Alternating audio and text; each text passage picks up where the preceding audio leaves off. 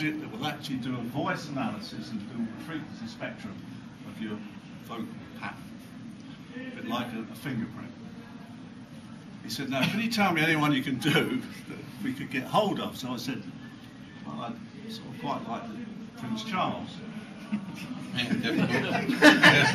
So he sort of laughed. He said, no, we can't. So I went, well, thank you very much. Please don't get up, remain seated. I should like to say how delighted I am to be here this evening. A little anecdote for you.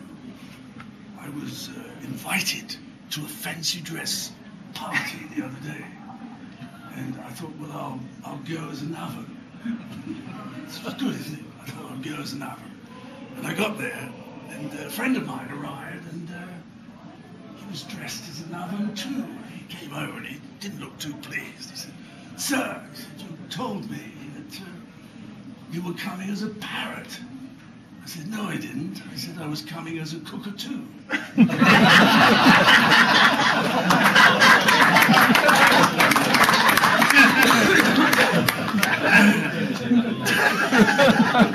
It's all clean, isn't it?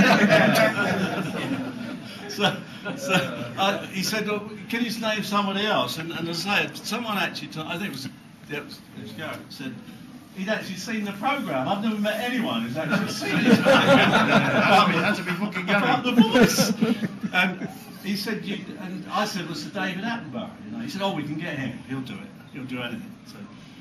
So I did the programme, and they put us behind everything else. And the professor who ran it said we couldn't tell the difference at the end of the programme. He said, but we had to choose Sir David, otherwise I think it looked a bit naff.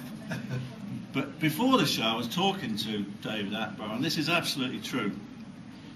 And I said, you know, I was in the Royal Navy, and he said, what did you do? I said, I served on Troubridge, I went all the way around the world. I said, I managed to spend 2 years in Australia. And this is absolutely true. He looked at me and he went, well, I don't believe it.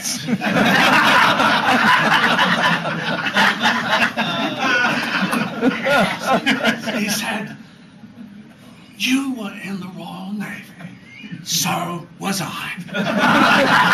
And this is true, he was in the Navy. And he said, you were an instructor officer, so was I. He said, the only difference is, he said, they sent you all the way around the world, and I never went anywhere.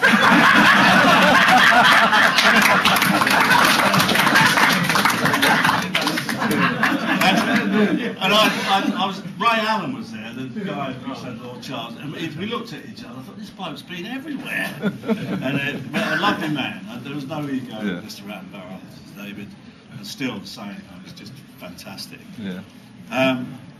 Finally, folks, I did a program, I've done a lot of programs of nonsense. I mean, does anyone remember Carol Levis? Yeah. Really? Yeah, his discoveries. Huey Green was in with him and they had a big fallout. Yeah, in fact, Huey Green went bankrupt as a result. Yeah. Well, Huey Green, I was at Collingwood and I decided to have a go at Huey Green. And the thing about talent shows in those days, I mean, everyone auditioned like they do now. I mean, these things like do you watch these talent shows? Yeah.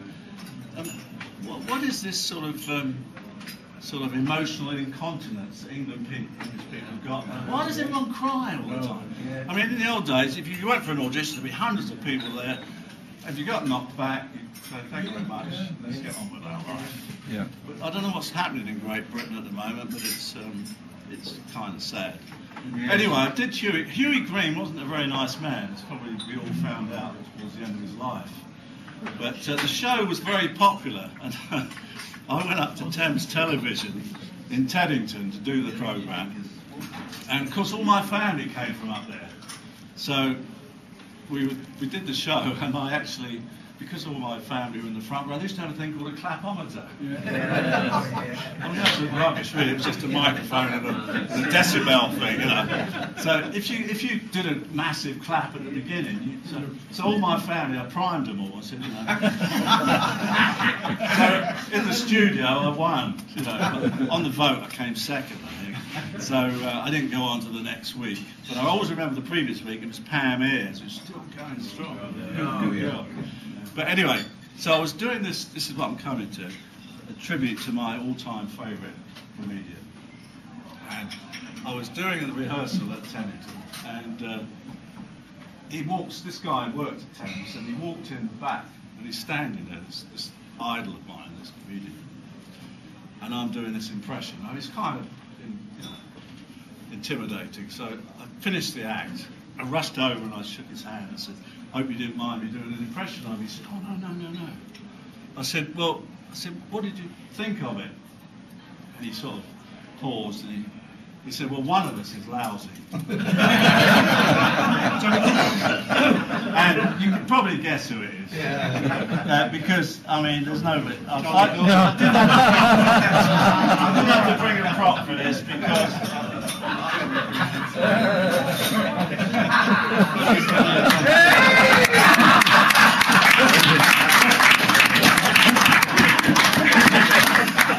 Look at that little dog. Thank you very much. I was serious. I should take a picture. A friend of mine, he was in the middle of the Sahara Desert, and he had all the gear on. Snorkel, goggles. The middle of the Sahara. And he's walking across the desert like that. Couldn't be like that. Actually, he was flapping really, because he had flippers on. But all of a sudden, this camel pulled up with a jerk, and he jerked it off. And my friend said, "Excuse me," he said, "excuse me," he said it twice. He said, "How far is it to the sea?" And this Arab said, "About 4,000 miles. He said, "Sod it, I'll stay on the beach."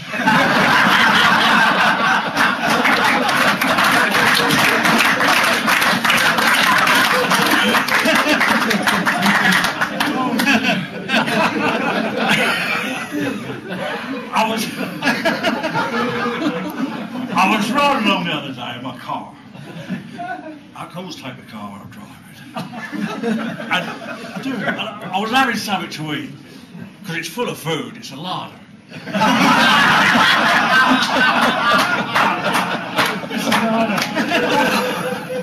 I just made that up. And all of a sudden I felt this little bump, and I run over this car. And I got out, there's nothing around, except this little old house. And I went over and I knocked on the door. And this little old lady answered it. And as she opened the door, I peeked in and looked in the lounge. And I noticed the curtains were drawn, but the furniture was real. I did.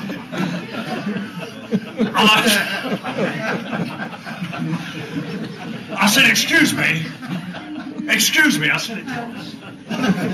I said, "I think I've run over your cat." She said, "What did it look like?" I went, she